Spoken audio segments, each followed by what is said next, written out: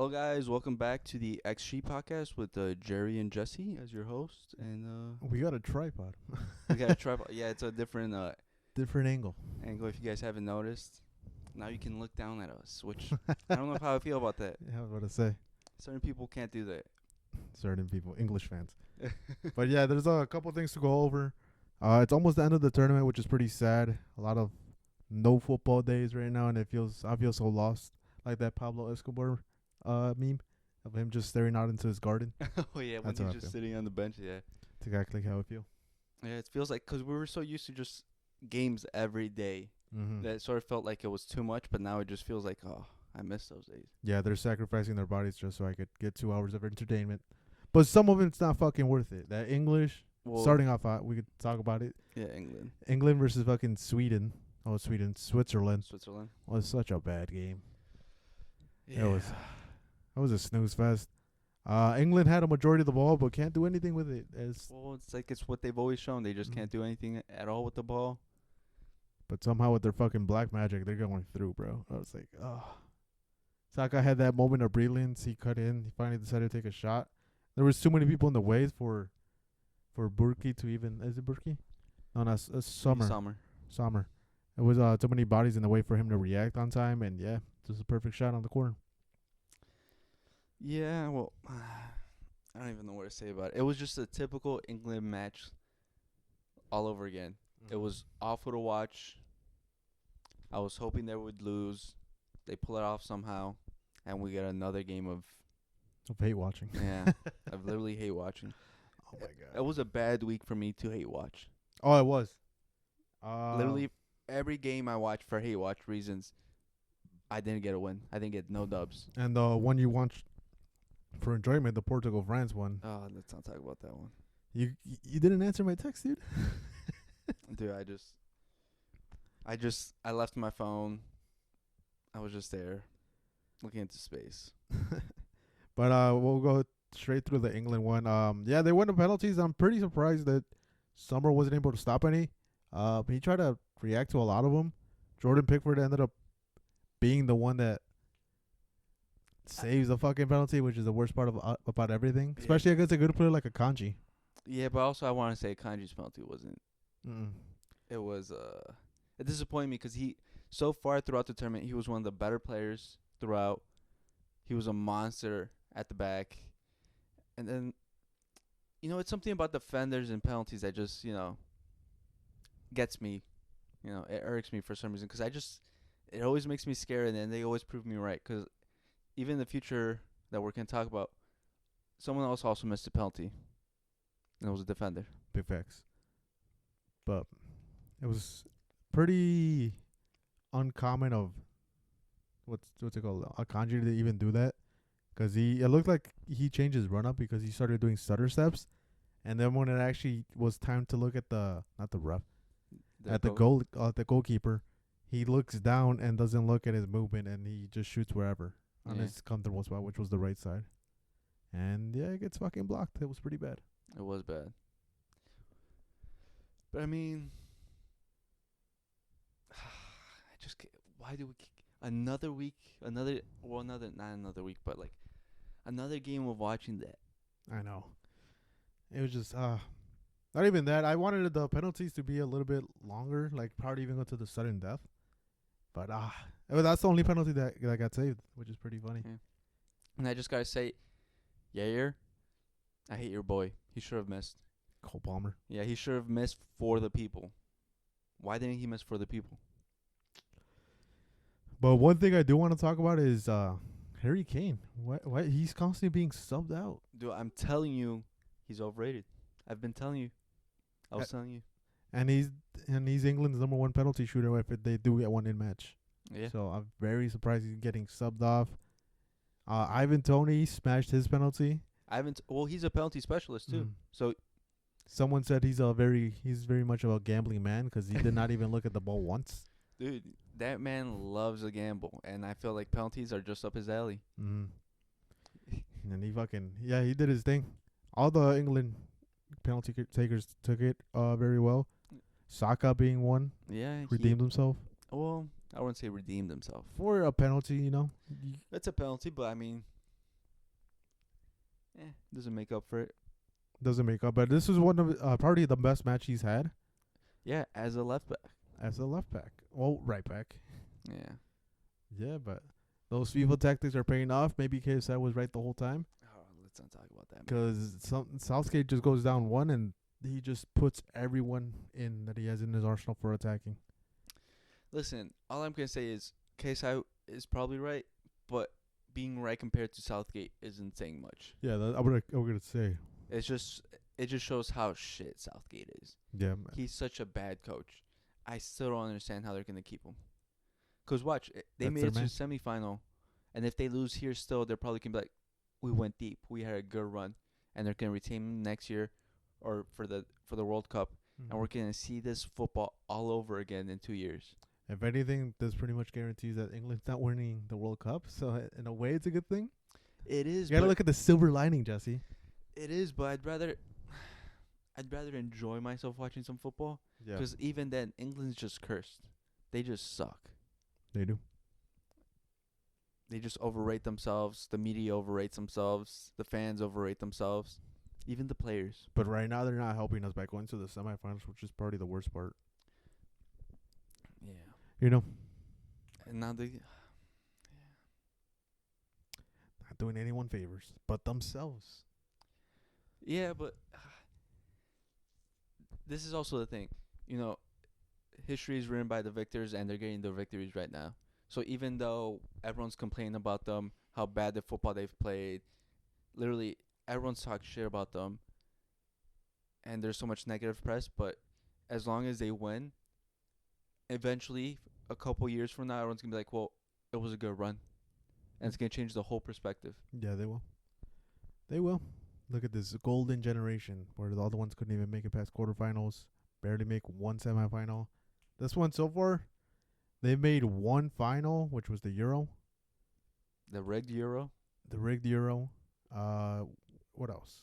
and The World Cup they lost. What was it? Quarters or six? I think quarters, right?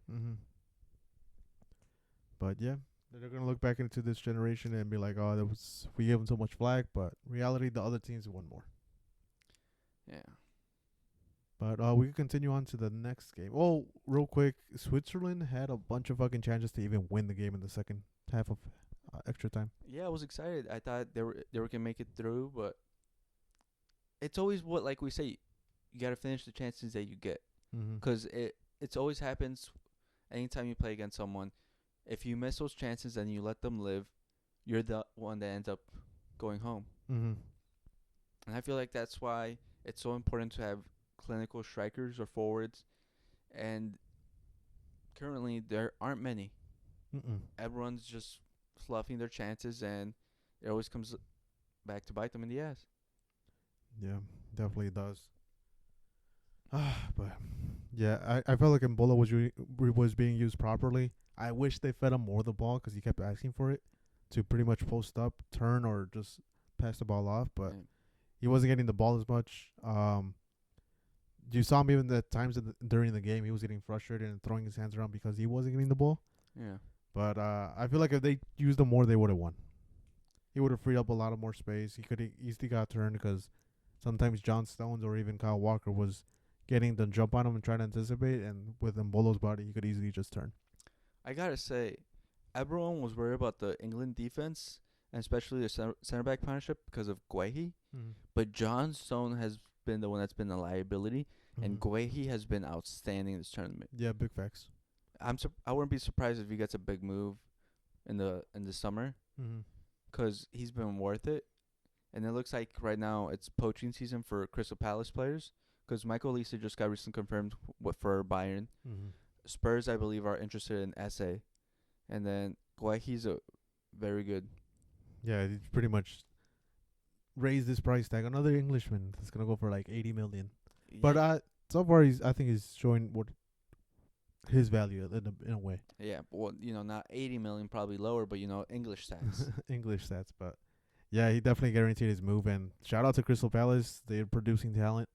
Yeah, but it's gonna be suck for them 'cause last season or the end of last season they were showing great football, and then it's all gonna disappear. Yeah, yeah.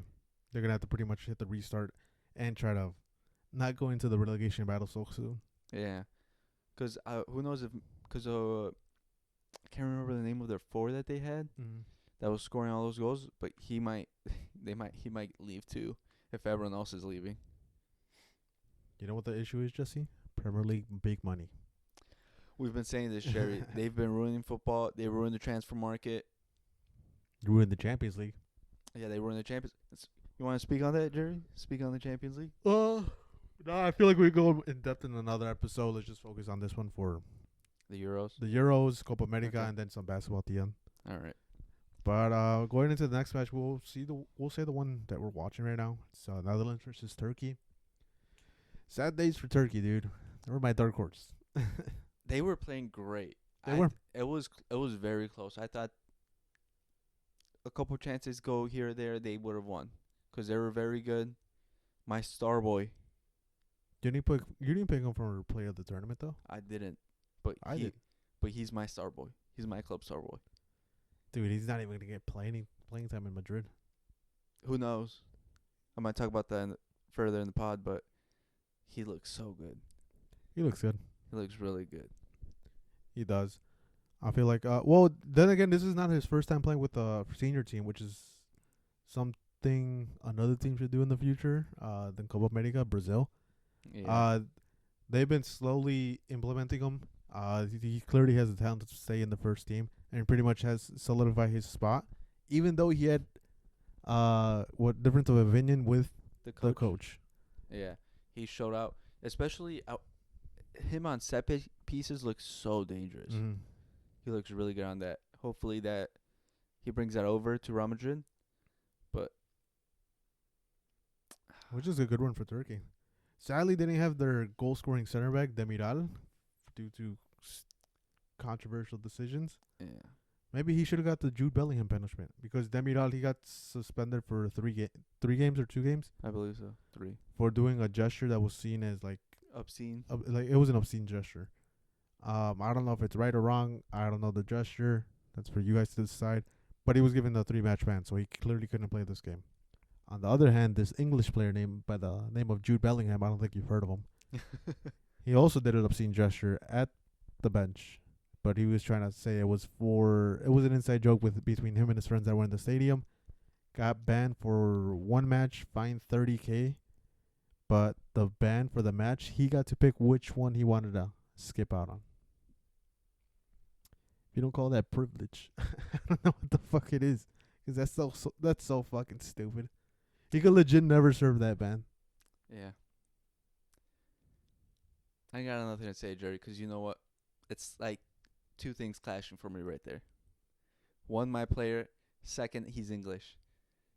I think it has to do more with English than Yeah. Madrid, they probably do have the pull because it's Florentino, but I think that has to do more with English, and they wanted him in the quarterfinal. Quarterfinal, but Granted, he didn't fucking do much.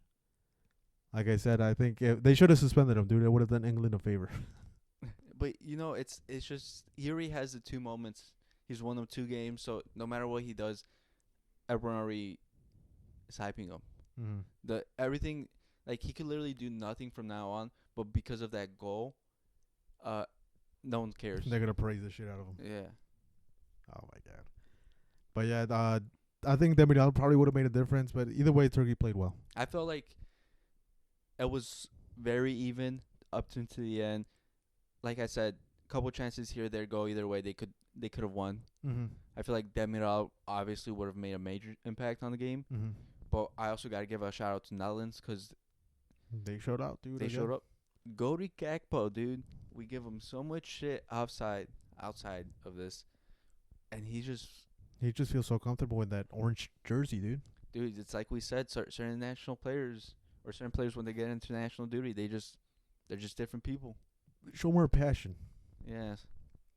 He went with that Netherlands shirt in a Euro or an international tournament, because even in the World Cup he was going off. Mm-hmm. He's got 7 goals in 10 games at the Euros. Somehow fucking Coleman is pulling it off, even though he's not. I think I mentioned it to you that he's not playing his best players. He's not playing Frimpong, where he could easily play him in the right wing. He's not even playing Adeyemi, who could easily play on the left side. or possibly even the right side. But he's putting his trust on Bergwijn, which is pretty interesting. I haven't heard that name in a minute. Yeah, and also the pay. And the pay is the biggest one. I don't know how the fuck he's still in the starting 11. I feel like he slows down the play and probably cuts it off sometimes. Yeah, the pay is such a weird one for me because I feel like he doesn't really offer anything different than what's already there, Mm-hmm. and if anything, he takes away from it. And it's also he's been taking like their free kicks, Yeah, and I haven't seen him do anything with them. it's kind of like Ronaldo when he kept asking for all the free kicks, I mean, like it's bad. which is pretty funny because like you even see Xavi Simmons is not having the best tournament. We've been hyping him up this whole time, but you could easily take off the pay, put Xavi Simmons in the false nine role, and just play Frimpong on the right side. Because when Frimpong and Xavi Simmons play, they look like they clash a lot on the right side. But I think easily Xavi Simmons plays that false nine role instantly, like easy. I it's like how we say a lot in international football. The coaches just they make weird decisions. I feel like most international coaches they have their favorite players and they just trust them. I think that's one of them for him. Yeah, and they just even though it doesn't make sense for us, they just trust them so much and they just play. Yeah. Like Harry Maguire was for like so long for England, Mm-hmm. and Go ahead. no, yeah, go ahead. Oh, I was gonna say, well, yeah, it seems like it's his favorite because think about it. When he went to Barcelona, he brought the pay. He, I think pretty much the pay wasn't really in the starting 11 before that. With the Netherlands, because even with Atletico Madrid, the pay doesn't even. He's not a starter at all. No, well, he starts some games, but I feel like it's mostly coming off the bench or being a super sub. But yeah, it's like international football. I feel like it's less about the best players, but just like they just go with the players they trust. Like just the fluidity of the game. Yeah, but it doesn't really. Sometimes it works out. Sometimes it just you're scratching your head and like, did he really do that right now? Yeah. Like the one I can't compare is Giroud constantly starting for France when they won the World Cup, even though he wasn't scoring, but he did provide a lot of fluidity, pretty much having a bunch of space for Mbappe to run in the back, and Griezmann same thing, a bunch of space for him to have. Yeah, but also the champs were trying to get as many white players onto that team. Maybe, but yeah, I don't know. I would like to see Coleman give someone else a chance, even Workhurst. Yeah, Wakehurst or something like that. the Man United striker that was on loan from Fenerbahce. Yep. Could easily be there, just feet on the balls. Yeah, it's like we said. We give instructions, but they never listen. It took England how many games now before they switched formations to do anything? Mm-hmm. They're still sticking with the formation, but they're playing with Kobe Mainu. And the funny thing is, they haven't scored when Kobe Mainu was on the pitch, but he started like in 3 games so far. Yeah, but I feel like England's goal output is still bad either way. Yeah, it definitely is. And I feel like a big problem with that is just the players. Yeah. Anything else for the Netherlands match? Netherlands England. Jesse, who do you got? You know who I'm going for, Jerry? I'm right with you. Netherlands. England. Imagine. No, I'm going with Netherlands. I'm not gonna lie. Netherlands. I need you to this week's hate watch. I need you to give me something to live for, man. Please, for the love of God. I've been begging for I don't know how long. I need someone to do it, please. I can't listen to them. If they win this Euro, I might not come back. Don't say that. All right? Someone do it for me, please. But yeah, I'm with you. I hope the Netherlands win. I think they provided a lot for the team this past weekend, and they showed a different level, kind of elevated their level in this round. And hopefully they keep it up because they're clearly finding ways to score, even though they were down early on. Yeah. And like we said, Cody Gakpo's on one. Hopefully keeps it up and, Mm-hmm. scores another 2 against England. Yeah, he's going to have to go up against pretty much probably the right back of the tournament, which is Koundé, on that left side or right side for France. But it's Oh, tough. who? Koundé. Oh no, my bad, French. Yeah, that's what I was like. Oh my bad. Yeah, he's facing England. I'm tweaking. Yeah, I was like, I just had to get there in there, dude. I thought Probably you were the best talking right back in the tournament right now. I thought you were talking about like in the final. I'm like, oh, Jerry's I don't picking know. France. I No. thought. No, never. I was so confused. No, yeah. Who he's gonna have to face on right back? Kyle Walker. Kyle Walker and the defensive help of Saka potentially, but Walker hasn't had a great tournament. But then again, he hasn't been like let go. He's sticking a lot in the back. I feel that it has to do more with his confidence in the defensive ability of the team. Mm-hmm. Like we said, it's just Declan Rice on his own there. Mm-hmm. That man is trying to cover every inch of the field, and also the John Stones hasn't given him confidence to like just go up and come back. Yeah, he hasn't. So I feel like it's just more having him to like feel safety and him staying back, and like I feel like he feels that if he goes forward, they're just gonna get counterattacked and scored on. Yeah, definitely. You think England changes the 11 at all? From what I've seen from Gareth Southgate, no. I think what the starting 11 that happened last game is going to continue for this game. Probably. It's a pretty scary thing to start changing tactics around, especially if like he's gonna be like, oh well, we're winning, and we'll keep it. No, sir. Sometimes you gotta switch it up, but I don't think he will. I'm just trying to see who. Netherlands is playing England, the BVB Stadium. The current head-to-head for record for the team are Netherlands 3 wins, England 1 win, 0 draws. So the Netherlands have not drawn any of their last 4 matches against each other with England. England hasn't lost their 5 matches. Hasn't lost in 5 matches. But England does not have the record. It's all Netherlands, 4-1. Let's hope. It's all looking good, Jerry, but let's hope. I'm not gonna celebrate too early this time. I thought the Swiss were gonna do it for me, but they proved me wrong. Mm-hmm. I'm not gonna say anything until it happens. I'm trying to see who. Is there anyone suspended for this game? Oh, for between Like England and Netherlands. Is there anyone suspended? I don't Because on think- the other side of the bracket, it's a bigger problem. yeah, I don't think for England there's anyone. Oh no, Guehi. I think Guehi's suspended, if I remember correctly. Think so? Yeah. If I remember correctly, Guehi's suspended, which I think is actually going to be a big problem for England. Because, as like I was saying, he's been their best center back. So, I don't know who's going to come in. I'm trying to see. Big events. Wait, or was he suspended for this one? I think it was suspended for this one because Konsa started this one. Yeah, never mind. It's for next Never one. mind, guys. Got it twisted. Kane got a yellow, but I don't know if he's out. Yeah, I don't know. I don't know about this one. I believe no one, but Well, England will just pay him off either way. yeah, you could serve your suspension any other time. That'll be funny. But going to the other side of the bracket, we're gonna go straight into France, Portugal. Jesse, what happened to your boy? Which one? Tuchumeni?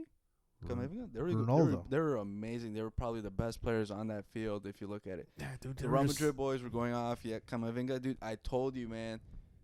I think you texted us or you texted me. He was listening to the pod. He started Camavinga, He did.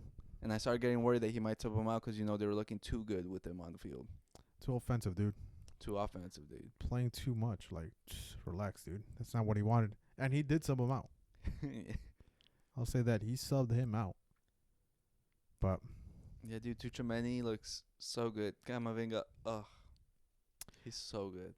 I just wish go offensive, my guy. Like, what the fuck?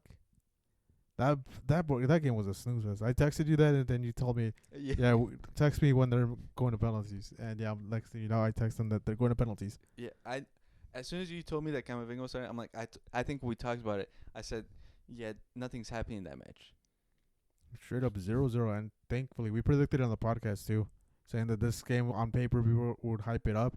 I saw a bunch of shit on Twitter, COD guys saying like This is gonna be the game of the tournament. Hell no, bro. Hell no, dude. No, never, never. With 3 CDMs in there, nothing was gonna happen. Cause, well, shout out to Rafael Leao, cause he was, I think he was the only offensive spark for Portugal. Mm-hmm. But it was like the same thing we kept on talking about. He would do it, but like at the end, nothing will happen. Yeah. Which just fucking blows, you know. Be a little selfish, dude. Take a shot. Like he takes everyone on, and then at the end he would go for a pass or anything. But like, you just gotta finish it, my dude. You could, if not, it's just sure it's nice to see, but it doesn't mean anything. Mm-mm. Might as well have not done anything. Then the biggest surprise is Bruno Fernandes getting subbed out at the minute 74.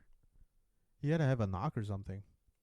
Because he got subbed out pretty early on, even though they're going to potentially penalties. He got subbed out for Nelson Semedo and Conchinchao. So they went super offensive. Yeah, your boy. Conchinchao, he played a good game. He was solid. You know who's he the son of? Yeah, though. Porto. Well, now AC Milan manager, I think. But that's his son. Surprise, he's pretty fucking short. Well, his dad also was playing for Portugal, and he was. I think there was a stat that he scored on Ronaldo's debut or something like that in the Euros. But this match just lacks so much. Ronaldo being the biggest flop of the tournament and of the match. That man hindered Portugal a lot. They could have easily gone with someone else, and I think they probably win this match easily. I don't know. He provides no movement, dude. This game, he stayed in the box a lot. I feel like it was. I feel like it was Bernardo Silva.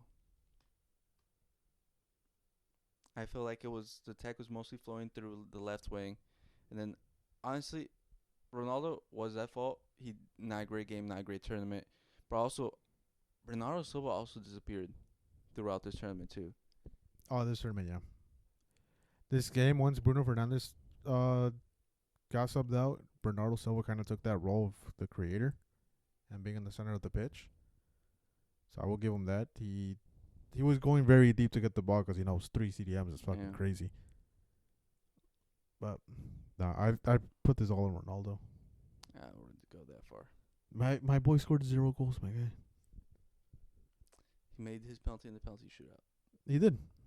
And yeah, going into the penalty shootout. Well, then again, I want to talk about the other side too. Another flop is fucking Mbappe. So far, he's been having a shitty tournament. Yeah. Doesn't provide us anything. Real Madrid pretty much brought him at the worst time of his career. I told you, he doesn't show up in the Euros. Last Euros, he wasn't there. He was shit. Mm-hmm. This year, he's also shit. He hasn't scored in the Euros. The only goal he scored, this year he scored, was because of a penalty. Mm-hmm. Open play, he's not very fucking good. At the Euros, he's ass. So. And everyone says he's a big international player. He's not really a big international player, if you think about it. He got scared, dude. He got subbed out minute 106. Dude, and then he came out and said, yeah, I was tired. Yeah, did he? Yeah, he said that he just didn't feel good. And that's why he told the coach, and then he got subbed out.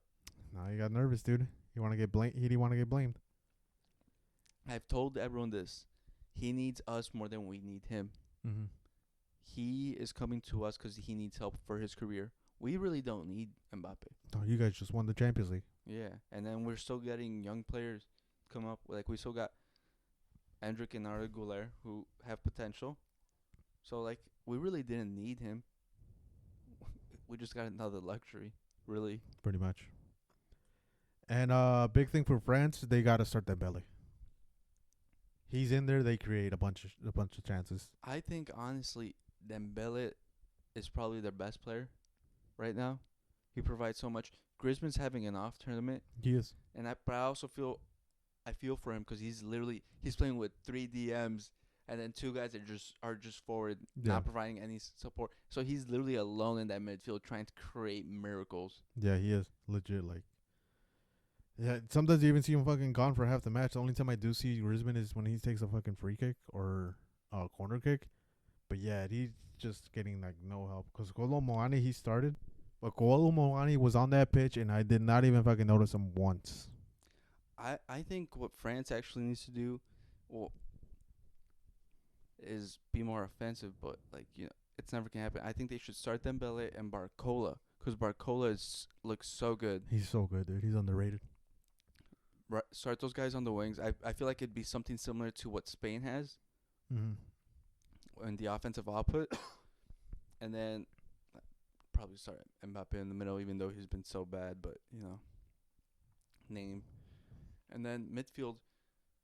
You could stick with Griezmann because I feel like if you actually give him support now, he would actually show out, and then he could still stick with 2 DMs, and I feel like it'd be good enough. No, that's not enough, dude. He needs his protection. He needs a third one. Yeah, I mean he could start with either Tuchmani, Camavinga, or Encante, and I feel like it'd be solid enough. But the man needs. I'm surprised he didn't go for 4. Dude, I think if he plays Kante and Camavinga, dude, that midfield, I would hate to come across it. What do you do? Like, yeah, these guys are just gonna be constantly fucking chasing you all match. They're chasing you all match, and then fucking Camavinga, and with his legs, dude, he just reaches around, takes the ball. It's like, that should be enough because Chouameni, he's kind of like a cruise where he builds up and like pretty much is that third center back when he drops down for the ball. But like you could legit go off either Camavinga or Chouameni. Keep Kante because clearly he's probably one of the best players in the tournament right now. Yeah, dude, he just I feel like he was watching everyone just criticize him for getting picked, and then he's just sipping like a tea, and then he's like, just watch. Maybe he needed that Saudi deal to pretty much kind of just lay back because he had a lot of injuries before he moved to Saudi. He had like 2 years where he wasn't playing consistently. Yeah, but you know what? I want to blame Chelsea for that. Yeah. Chelsea's training staff is awful. They are. Because if you look at it, I swear, every player that goes there picks up some injury. And even last year, their entire squad was injured at some point. Mm-hmm. So I want to blame Chelsea. Their training staff is awful. Todd Bowley, bring in an NFL training staff or something because your training staff is ass. Definitely is. And it's crazy, dude. No, we're not even talking about one of the best young players in the world, Zaire Emery. That man I don't think he's even fucking played. Yeah, it's crazy. It's stupid the amount of players France has and that they're not even using.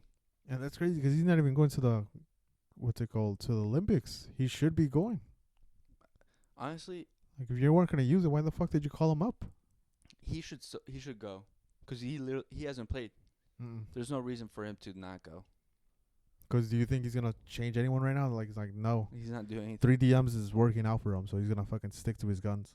He might take out Kolo Muani and put in Dembele, but that's about it. Everyone else is pretty much sticking to their. Dude, I'm telling you, I wouldn't be surprised if he goes for 4 DMs and brings in Fofana. Oh my god. Nah, dude, that would be overkill. Just take out Griezmann, bring in Fofana, and put in Dembele as well. And for Kolo Muani. Just rely on those 2 speedsters for the counter. Oh my god.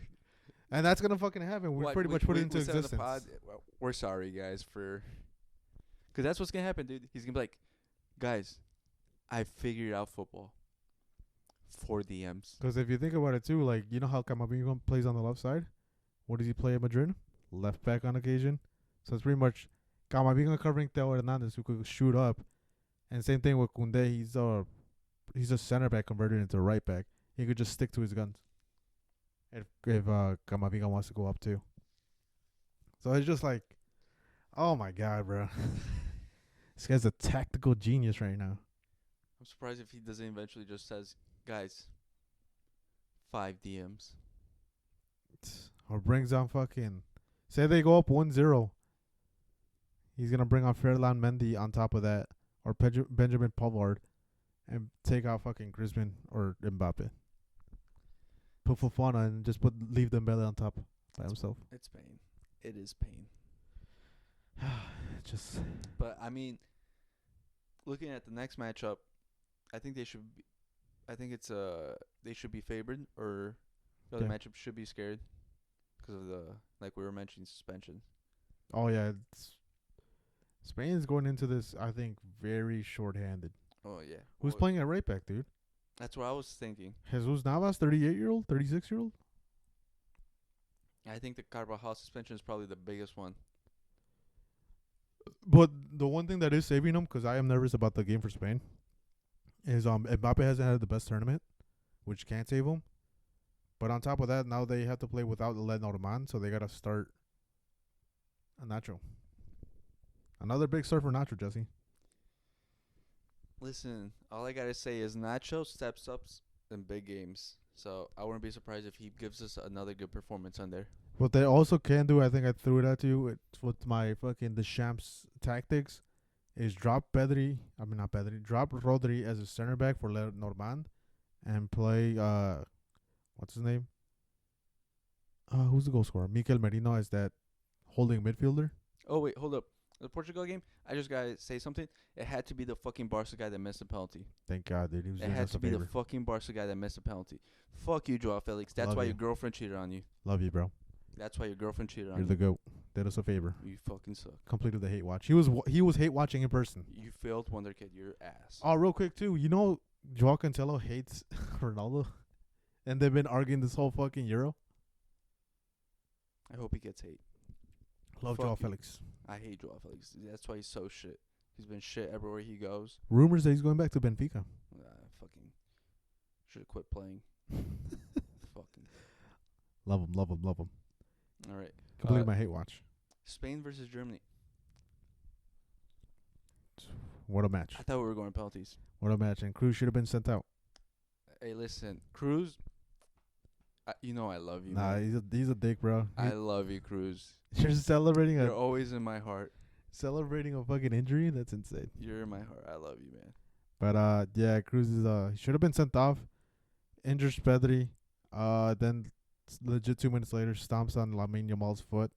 Doesn't get a yellow. Dude, he was giving a farewell gift to Real Madrid fans. Jesse, the Real Madrid fans are insane for celebrating injuries. He's giving a. Hey, listen, Araujo also. He fucking hit Kendrick too. But he didn't injure him. He didn't injure Yamal. I'm not saying for Yamal. I'm saying for Pedri. Pedri, I wasn't talking about Pedri. I was talking about Yamal. Pedri won. I feel like it was an unfortunate accident. He went in pretty tough. But yeah, he should have been sent off. The refs pretty hold what's it called, Tony Cruz to another standard, I guess. He's gotta legit break someone's leg in order to get a yellow card. It's in Germany, Jerry. You gotta remember host advantage.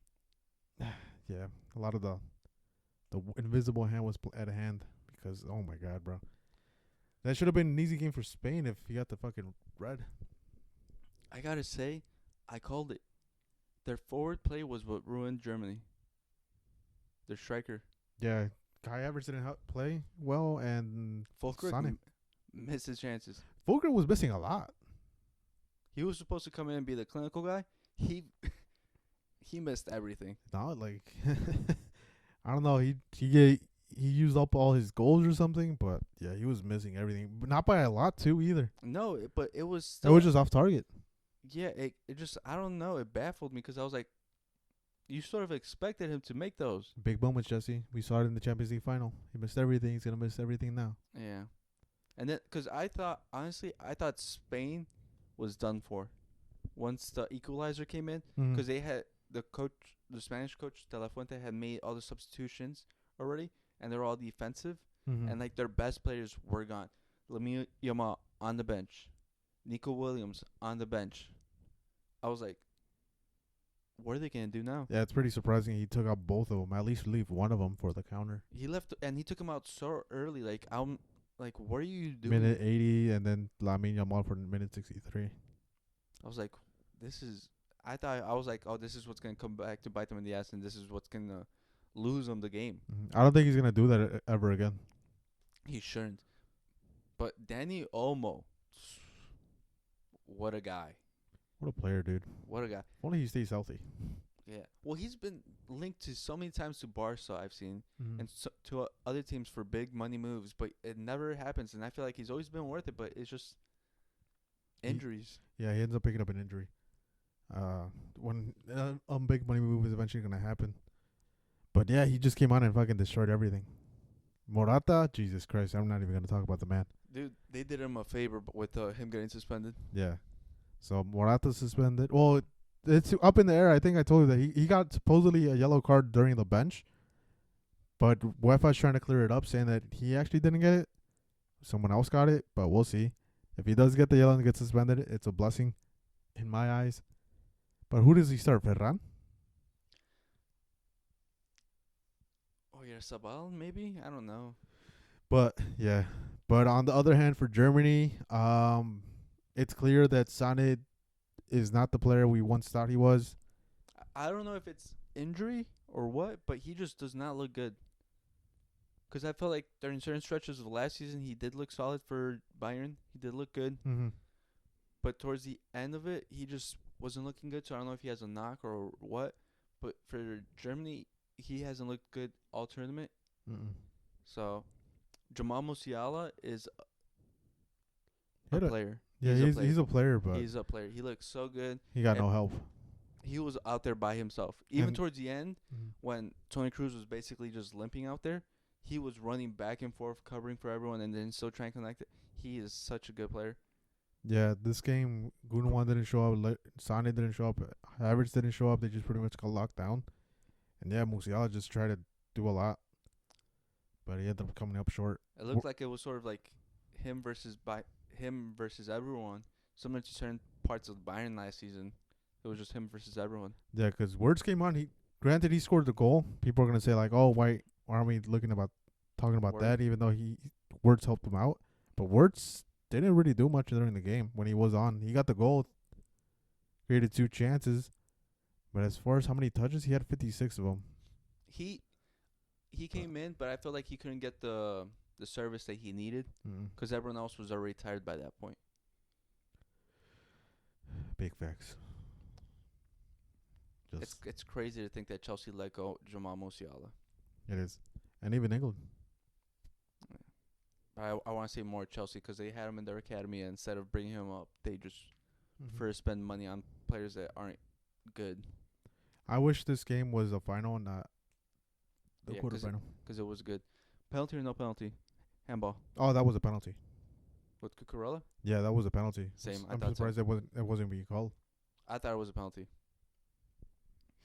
I don't know the explanation. I think they've called handballs similar to that in this tournament. So I think what was it? I heard that it was because he was trying to bring his hand back towards himself. that his hand was coming down when the hand hit his head. But When the ball hit his I hand. still want to say it was like Yeah, I think it should have been a penalty because the arm clearly takes up a space that's going for a shot on goal. yeah, the shot was clearly going on goal.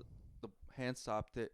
The hand was pretty separated from the body. Mm-hmm. Even if his intention was there, it still blocked it. Yeah, I don't know why. Like, why the fuck is this ref here? Didn't he get demoted to second division? I told you, refs are on the down. No, it's this ref. Like, why the fuck? Because they're getting a bunch of controversial refs. I don't know if you saw the one that got appointed for the England one. Oh yeah, he has problems with June He has problems with Jude because Jude came out and criticized his. because he was charged with betting on games or something like that. Yeah, he was charged with betting on games. I think a couple years ago, Yeah, and then Jude came out and said his statement, and then Jude got fined for it. But now he's reffing the next England game. England versus Netherlands. It makes no sense. And same thing with Anthony Taylor. He just reffed this game. Makes a bunch of controversial calls. Doesn't send off Cruz. Doesn't give it a penalty for Germany. It's like, how are these refs being appointed? Jerry, if only I knew. They're trying to get a good final, I guess. But the goal Mikel Merino scored is insane. I love that header. That was not an easy header. It was not an easy header, but I gotta say, Rudiger probably should have done better. He let go of his marker. He let go of his marker. I felt like he had a good tournament up until that point. Yeah, this is probably the lowest point of his tournament. It's sad to see it happen. Rudiger pretty much is one of the best center backs in the world, if not the best. But just that moment is like, fuck, dude. It's a big blow to you. And I feel like that happened because they became overconfident. Because up to that point, it was all Germany. Mm-hmm. Because Spain was basically, like we said, at their back because they literally had no one in the front. And then they relaxed. Because everyone thought that... I even felt like the attack was... Nothing was going to happen. Mm-hmm. It was just typical. They were just trying something just to delay time. But when that Danny Olmo cross came in and then he lost his man. Yeah. and it cost them. It cost them the tournament. And what also costed Spain the tournament was Ferran Torres' one-on-one with Neuer. God damn it. That man is ass. Bruh. Ferran Torres is so bad. If honestly, Spain should have tried harder to keep Brahim Diaz and not let him go over to Morocco. Yeah. Big facts. They should have, because he would have been so key in this tournament right now, especially for the next one, because they could have just started him instead of Morata. Yeah. Pretty much make him a super sub. Or start him against Morata. I don't know how he'll do in this false 9 role, but definitely start him. And then Carvajal, who can forget his big last minute tackle save to get a red card, the second yellow. Pretty much slaps Musiala across the fucking face and tackles him down. Well, he was already going to miss the next one because of his 2 yellows. Mm-hmm. So he's like, might as well just get a red. Is this what Real Madrid fans feel when he does those tackles? Yes. That was fantastic. You feel proud, don't you? You're like, I'm like, what a smart man. yeah, you're like, you know, as the opponent, you hate it because you're like, fucking asshole. Mm-hmm. But when it's for you, you're like, I love you. Smart man. Smart man. It's similar to like the Valverde tackle on the Atletico guy when Sergio Ramos told him to kill him. Yeah. Mátalo. Such a smart fucking tackle. But yeah, that's going to be a big problem for Spain. We'll see what's going to fucking happen. Yeah, Spain, because fucking Jesus Navas at right back. Or they might even just switch to a back 3 because honestly, play Grimaldo there. Cucurella. I don't think they have a lot of confidence in Jesus Navas as a right back. I feel like what I would do is probably start Cucurella there and then put Grimaldo at left back. Because I feel like there's not going to much coming up from the left back side. Because Koundé is probably the only person that's going to be attacking from that side. Yeah. Because with the 3 DMs that are going to be happening there, I feel like if Kante goes there, it's just going to be crosses. And I feel like that's a safe bet. Even for Jeremy Koundé, who's probably been the best right back of the tournament, like you were saying. I don't feel like he's going to be going up too much. Especially with the champs probably will sub him out if he goes too far up. I feel like you'd rather put Cucurella, who's been solid defensively, on that right back side. Because that's where Mbappe or Thuram is probably going to hover the most. Definitely. What can you expect for that match? Do you think Spain ends up shaking the Champs and his squad to eventually take out a DM and try to get possession back? You can hope, Jerry. Everyone would probably expect Spain's, because they've been the best offensive team in the tournament. They've been the best team to watch. It's going to be gone. Think so? 3 DMs. As much as you want to be able to see that, it's not going to happen because they're not going to be able to get the ball because Nico Williams and Lamine Yamal, the only way to stop them really is to limit how much ball they get. And I feel like with those 3 M's, they're going to cut off the service that they're going to get, and they're not going to be able to show it. That's why I feel like Rodri might start as a center back to try to provide an extra midfielder, or not creative, but like Amica and Merino that could probably thread a ball through, or even have what's his name, Rodri push up forward as a center back. That's my worry, because if he does that, I'm telling you, he's bringing on Fofana for 4 DMs. Yeah. Our fucking nightmare. Yeah, and then we're just going back to penalties. Call me when penalties start. Nah, I think this game gets done in the first 90. Who do you got? I'm going with my Real Madrid boys. Oh, you're going with France? Yeah, there's 4 of them there, so they're basically Real Madrid. I got Spain. Spain, bring me the pain. I'll bring them the pain. I can't because it looks like Barca is going to get Nico Williams, so Barca fans will take this as their win, so I can't let that happen. So I'm just going with Spain because I've been saying this in the beginning. I like Spain. I like Nico Williams. I like the football they're playing, but I can't. So France. for you, it's going to be a France-Netherlands final? Yeah. Even though I don't like France, I don't like the coach. It's like picking the less evil. It's like picking your poison. Yeah. Nah, I got Netherlands, Spain final. I think that'll probably be the most entertaining final. God forbid we get the worst final of all time. France, England. Oh, at that point, I'm not watching. Yeah. I'm not watching. I'll be probably playing Xbox or something, have it in the background, not giving full attention just because it'll be a back and forth midfield play of defensive midfielders. Yeah. If that happens, I'm not watching. I'll just find out the result and be If- like, okay. If that does happen, I wish France destroys England If like that does badly. happen, I wish they both lose. The game just stops. It's The at a game halt. just stops. No one wins.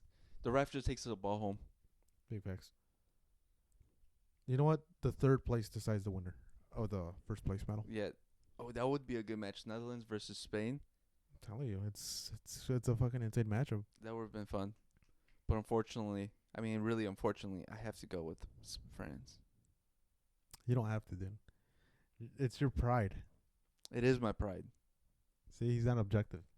I'm not objective in certain cases. And you know what? I'm not sorry. Going into the next round of matches, it's pretty much Copa America. Yep. We can pretty much just talk about how Colombia real quick, how they dominated the whole thing. I told you. But I called it though, Uruguay Colombia semifinal. Didn't we both call it? Yeah, we have different people going through, but yeah, Colombia just poor Panama. Dude, I told you, dude. Colombia looks really good. James is back on his form, dude. It's like Player of the tournament. He's in 2014 World Cup all over again. Player of the tournament. He is in that form. He's crazy for some reason. Mm-hmm. I don't know, man. Once he gets to knockout stages, he just like his eyes light up. Oh my god, dude! But do you think this gives him a lot of false confidence? Because let's be honest, it's Panama. They're not the best team in CONCACAF. No, I don't think so, because they've been showing this since the group stages. Mm-hmm. And I feel like it's just gonna. It might give him confidence, but I feel like it's gonna be the good kind. Okay. And I feel like that's what's needed against Uruguay, because Uruguay is a monster. Yeah, Uruguay, pretty much. I think we can move on from Colombia, because Yeah, there's not really much to talk about. It was a one-sided match. yeah, We've been praising them the whole time. So yeah. yeah, going into the Brazil Uruguay match, we're just seeing the tackle right now on Rodrigo. It's kind of crazy. It was Twisted rough. his whole ankle. Thankfully he didn't get more of it because he would have It fucking snapped that broken shit. Yeah, definitely a red. But Uruguay, I feel like they got limited a lot. I think like my pick Colombia is looking better now, because I feel like Uruguay's problems are starting to show. Yeah, Darwin didn't finish a couple clear chances. Yeah, Darwin's showing to be Darwin again. Then Ronald Araujo just picked up an injury. He's out for 6 months. Thank God. Jesus Christ, I'm so fucking pissed. I don't think he's getting sold now. No, he's not. He's not getting sold. I think they might even sell Christensen before they sell him.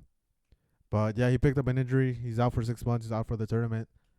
And I don't know. Uruguay just struggled a lot, not creatively, but just finishing.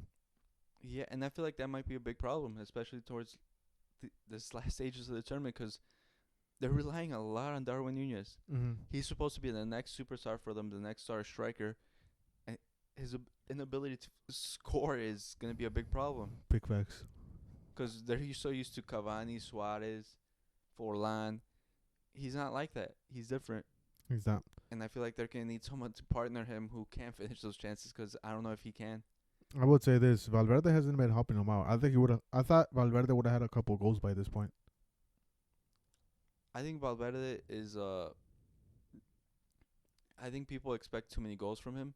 I don't think that's his game. I think that one stretch where he scored a lot of goals for Madrid, like I want to say like 10 goals for Madrid in a certain period of time, people expected that from him, but that's not his game. I feel like he's going to run through that midfield, but besides that, I wouldn't expect the goals to come from him. I would like to see a couple goals. I mean, especially right now, it's probably they needed the most, and his penalty that he took was fucking insane. It was great. Well, we all know he has a shot. It's just see if it lands. Yeah. Now the other side of the coin, Brazil is fucking horrible, like we said. They're trash. They are trash. There's a reason the legends are coming out and talking shit about them. I just gotta say, a lot of people were saying Vinny, but Rodrigo. They're both. It's easily both. No, but I feel like mostly people were saying Vinny. Yeah. because he's bigger name. But Rodrigo has been awful this tournament. He's wearing the 10 for Brazil. That's a legendary shirt. That's an iconic shirt. Doesn't deserve it. And he did not play anywhere up to par. I'm Neymar. I'm pissed. He's wearing my jersey number. Like, take that shit off. He was awful.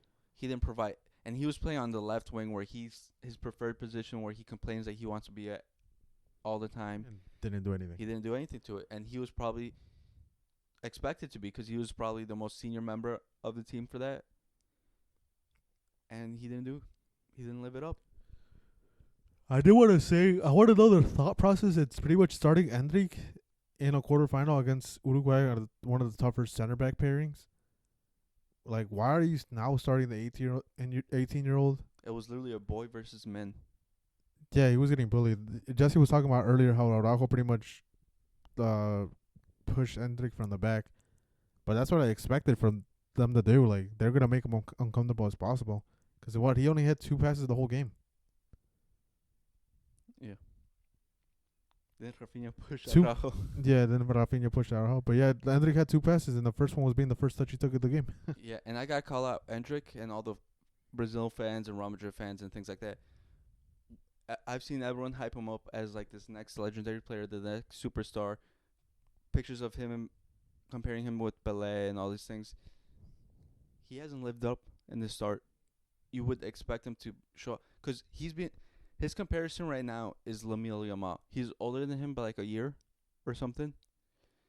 And meanwhile, Lamine is showing world-class performances for Spain and carrying him into a tournament. He couldn't do that for Brazil. Okay. And if you're going to have that much hype and have that much put on you, you have to live it up or else I got to criticize you. Yeah, and it's looking like it too. He realizes that the popularity he does that because he takes those pictures on purpose. Yeah. He has all these iconic poses. He's pretty much basking in his glory, but on the other hand, it's like Lamine Yamal, that man's just doing his homework. Yeah, like You gotta stay grounded sometimes. He has to keep putting in the performances because right now he hasn't done anything. Sure, you've lit up the Brazilian league or whatever, shown glimpses, but until you come to Real Madrid and show it regularly there, and also regularly in big stages for Brazil, you can't keep fucking living on your fucking past performances of when you were a kid, showing like potential. Like potential doesn't mean anything to me. Because right now, my thought process, going back to Gulera, I said he might not even stay on team. If I'm Florentino, I'm watching this, I'm sending Endrick out on loan before I send out Arda Guler. Because Guler, even last season, towards the end, he was showing that he's ready. Mm-hmm. He's game ready. And Endrick is looking like he might take a year or two. Because think about it, too. Where did Guler play? He played in Turkey, one of the most hostile places to play away. And he was starting when he was, what team was he in? Fenerbahce, or was it? Fenerbahce, or was it? Galatasaray. Or Besiktas. But I think it was Besiktas. But he was starting in those hostile places, and Endrick, he's playing in the U.S. where there's no hostility at all, and he's not performing at all.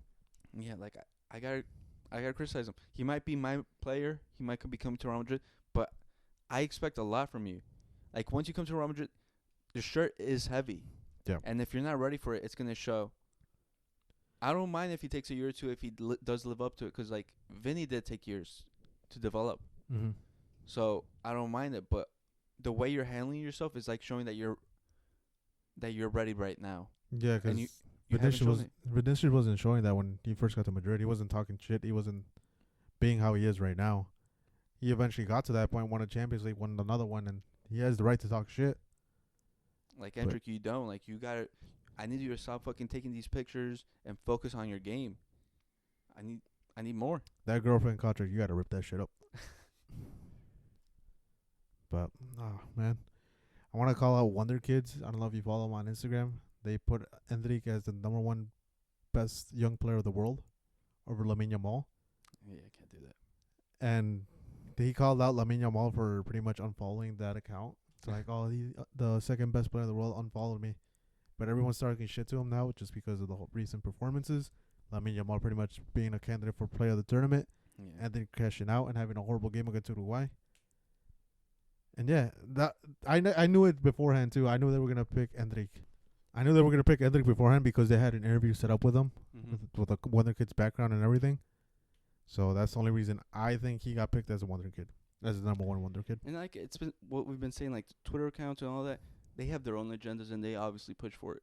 Mm-hmm. So I don't really have trust in those guys. Because right now, for me, the best young player in the world, like under 20, it's Lamine, Arda Guler. I can't think of anyone else right now because I want to make sure the ages, but it's easily those two up there. Yeah, I feel like it is. I feel like Guler has overtaken Endrick in that spot because he's given the performances. Mm-hmm. So I can't say Endrick. The way people were hyping him up, I was getting excited, but this has cooled it off for me. Yeah. Until I see more from him, I'm not gonna say it. And now Canada is in the fucking semifinal. Let's go Canada, I believe. They beat Venezuela in a very tough match. Yeah, Venezuela, which was my dark horse. Well, not my dark horse, but I had trust in them. I had picked them. They go to penalties and fucking Canada edges them out. How are you liking these 90 minutes and then straight to pens? I like it a lot more, cause what we've seen in the Euros is usually when they go into extra times, they just stall out until they go there, and it's very boring. It's an additional 30 minutes that I'd rather not have. Yeah. The only one that was enjoyable was the Spain and Germany one, cause something actually happened. Can't forget about the Austria-Turkey. Oh, true. That one was good. My bad. But yeah, some of these fucking big teams are just not it. But yeah, I agree with you. Sometimes it just cuts out that extra time that shouldn't be there. Yeah, Because cause like you said, it's just stalling and it's just a waste of time. yeah, it's just like 8% of the time. It's just like, did we really need those 30 minutes? Pass it in the back, pass it in the back. If there's no clear chance, pass it in the back. Yeah. So yeah, it was good. I enjoyed it. I feel like this is showing a big X mark on the USA Federation, because they had the chance to sign Jesse Marsh. Mm-hmm. Instead, they went with Greg Berhalter, and now they might fire him or they might stick with him to the World Cup. But he's clearly shown that he's not capable of leading them.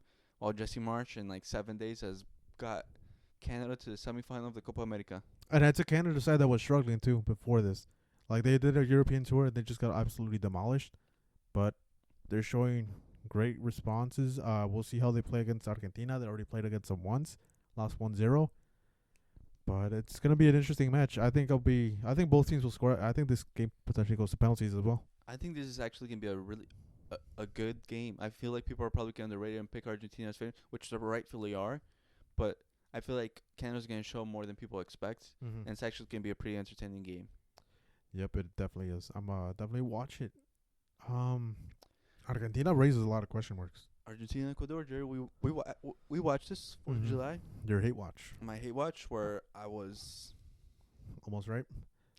almost right. But Argentina started off with an early lead, and of course, it's no one else other than Lisandro Martinez. Argentina, like I said, they shouldn't have started Messi. That man does not look right. But then again, I gotta give credit to Ecuador. They do a great job of containing Messi. Well, it's not hard. He was just walking the entire time. It's even then when he does get the ball, they fucking press him twice. The both DMs, Caicedo and whoever else is the second DM, go on his ass and don't let him do anything. So Ecuador plays Argentina well. Look, sadly they can't get wins, but I think I said it to a party yesterday. They asked me about the game. I told them that I like Ecuador, but I wish they would attack more, because once they were attacking Argentina, they were creating clear chances and had the chance to win the game.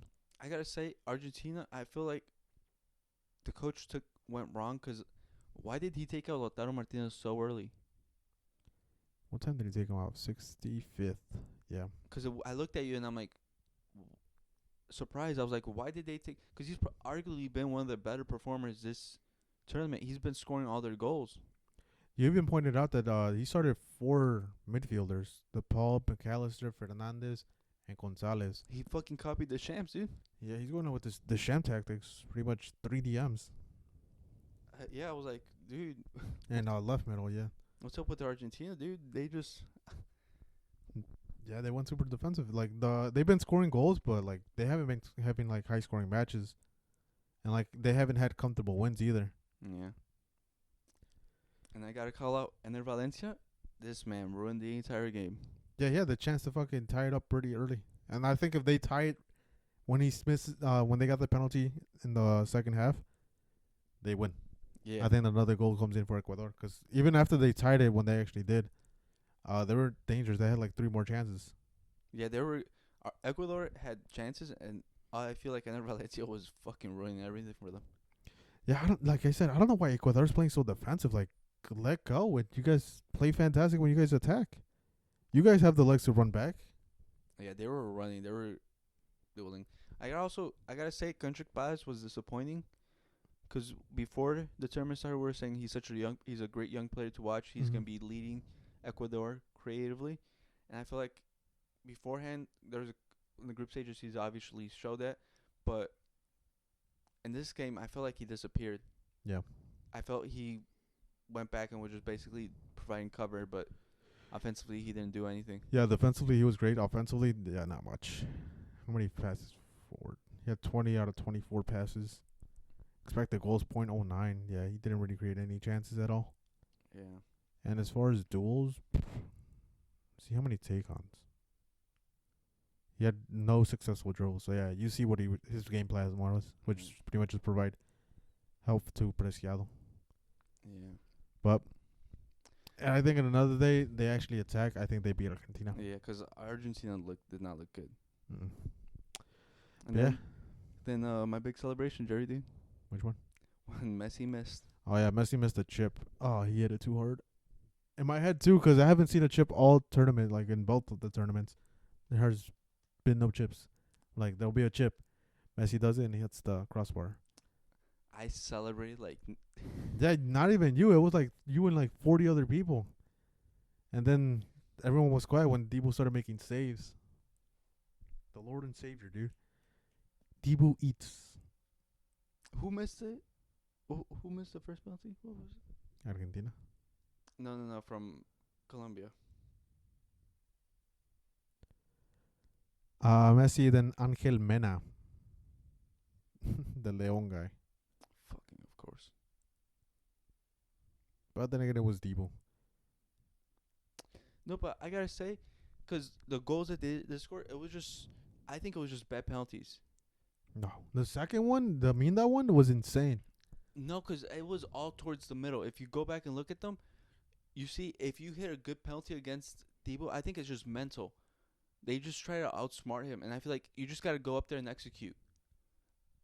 Because if you hit a good penalty, there's nothing the goalie can do, and I feel like they're just trying to outsmart him. Because I feel like both penalties were closer towards the middle than they were to the post. I don't know, dude. The second penalty was kind of insane because that one was gonna go up top, but Debo like jumped across, with still 1 foot on the line, and made the fucking save. Before you say it, not on the Keylor Navas shit, but the second one was better. The Mena one was a very bad penalty. I'll say that. Oh, but yeah, it's gonna be Argentina. What, Canada? Yeah, who you got? Easy, dude. Argentina. Canada. Oh, Canada. And well, it's pretty much my prediction. I got Uruguay. Just gotta stick with my guns, dude.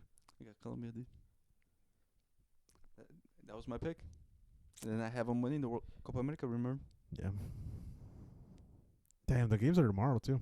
Yeah, tomorrow is Spain, France. Spain, France, and then Argentina, Canada. Canada. Oh, Canada. I believe in you.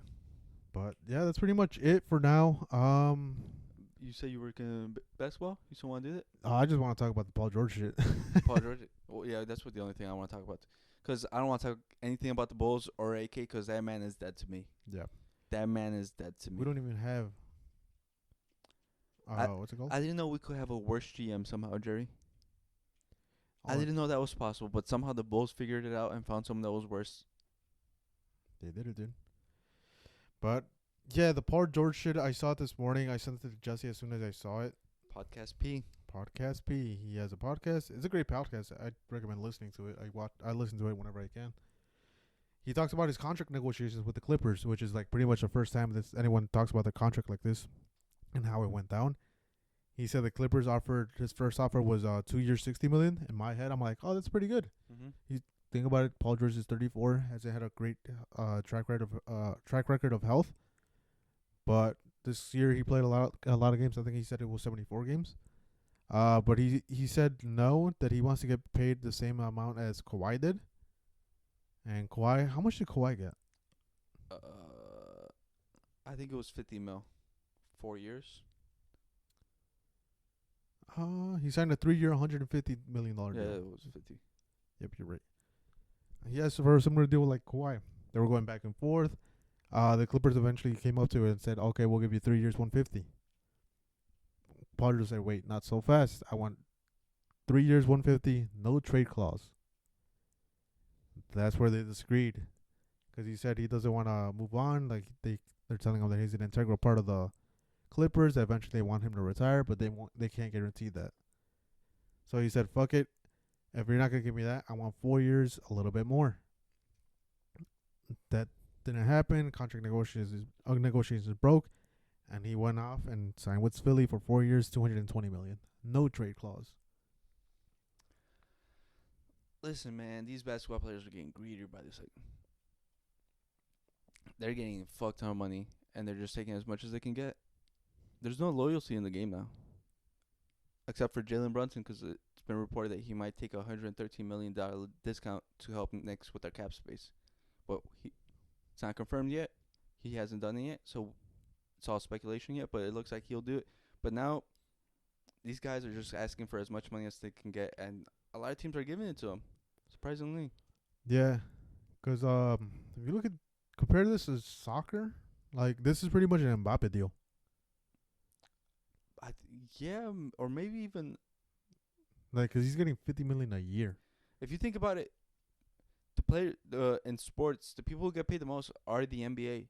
Mm. Because most in soccer, people say that they get a lot of money, but at most, they're like 5 million a year, and that's for like usually like your top stars. The Yeah. rest are like at 2 or 3.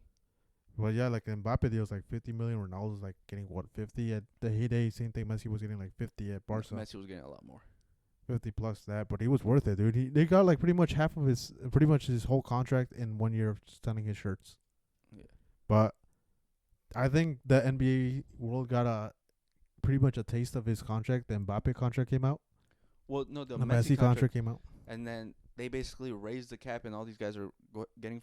But they gotta realize it's different for Messi and Ronaldo, because the amount of shirts and memorabilia they were selling, they were making their money back Instantly. The NBA doesn't have that same amount of pull. Like, granted, Paul George is a very liked player, especially like a lot of young players are saying Paul George is their favorite.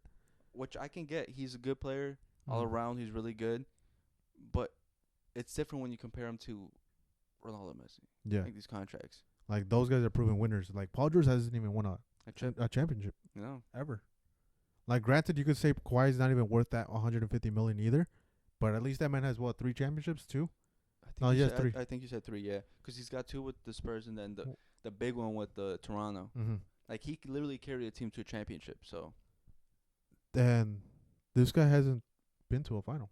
Has he been to a final? no. Like, why are you asking for that much? I don't know. You're 34, don't have a great health history. I don't know. It's just a big contract, and people are calling the Clippers a big loser. I think this is a win in their book because, granted, they lost Paul George, one of the key pieces, a second star, but I can Still. I can see where they're coming from, because they gave up Shea for him. yeah, that's the thing. That's the one thing. They're coming out as losers because they gave up Shea. But it's like, you don't want to. You don't want that bad, because you and me, we both said the end of those 2 years are gonna look horrible, because we both think Paul George has 1 or 2 good like star level years. Yeah. After that, he's probably gonna be like a good player, but he's not gonna be worth 50 million. Yeah, just like, God forbid he gets a injury and he's out for 4 months. Like, as a Clipper owner, you're like, what the fuck? I just spent this much and this guy's fucking hurt. Well, that's what's happened for the Clippers for like the past 5 years with him and Kawhi. Mm-hmm. They've both been out for like majority of the time. They haven't played much together. Like, granted, I think if the Clippers would have signed Paul George the 3 year, 150 mil, and not sign Kawhi, I think it works out because you get the player that actually plays and you get rid of the player that doesn't play. But somehow I think they try to make it work. I think the Clippers might even try to get a big star. I don't know. I don't know what the Clippers are doing. They have the stadium. They got to find someone to fill it with. If Kawhi's not playing, it's going to be someone else. I think they're satisfied staying pat because they just gotta sell seats for that stadium that they just built, Mm-hmm. and I feel like that's all they're trying to do. Cause I look at the team and I don't see any. They're not competing. They're also not gonna be bad enough to tank. I don't know what they're doing. I feel like they're just literally trying to fill seats. Yeah. That stadium's going to be amazing, though. I like the thing of pretty much having the fan section, the ultras. Mm-hmm. It's pretty raw. But, yeah. Well, let us know what you guys think. We hardly talk about basketball, but when we do, it's just something that pisses us off. And I gotta say, I'm seeing all these players getting these big contracts, and I feel like it's gonna come back to bite them in a couple years. Cause I've been seeing a lot of people, a lot of, you know, experts or whatever say that it's actually harder now to build super teams. That right now the optimal thing would be 2 superstar deals, and then like the rest would be like role players, because apparently the NBA started a new hard cap, and now it's supposed to be harder for you to like go out and just spend in the luxury tax and things like that. Mm-hmm. So who knows? But then again, there's the Celtics over here giving money like it's crazy. Yeah, I don't know. I still don't get how they work. Because they like just you gave said. Jason Tatum a massive deal. Jalen Brown's got a massive deal. What is it? Derek White's making like 30. Mm-hmm. Who else? Chris Hobbs is making 30. Drew Holiday's making like 30, 40. Like, where are they getting this money from? Everyone I see is telling me that it's harder to spend because of the hard cap. Because I think even Rob Pelinka came out and said it's supposed to be harder. And yet the Celtics are doing this, like, and yet they're looking for a new owner as well. Like, who's paying for this? I'm trying to look up their contracts. I know Jason Tatum and Jalen Brown are like 300 mil. Chris Hobbs is like 30 something. So right now, this is from NBA Reference or Basketball Reference. I don't know if this is 24, 25. So Derek White's gonna get 20 mil. Jalen Brown's gonna get 50 mil. Tatum 37. Drew 34. Kristaps 34. Horford's a free agent, I think. Payne Pritchard 7. Yeah, damn. Like, look at this, 288 million. Tatum, you just said he resigned, so it's not updated. Mm-hmm. Whatever his new one is, probably be like around 50. Then the Drew Holiday 97, 60 million for Kristaps, which is a deal, but they're gonna have to renew him if they want him. I don't think they renew. I think they're gonna try to trade him.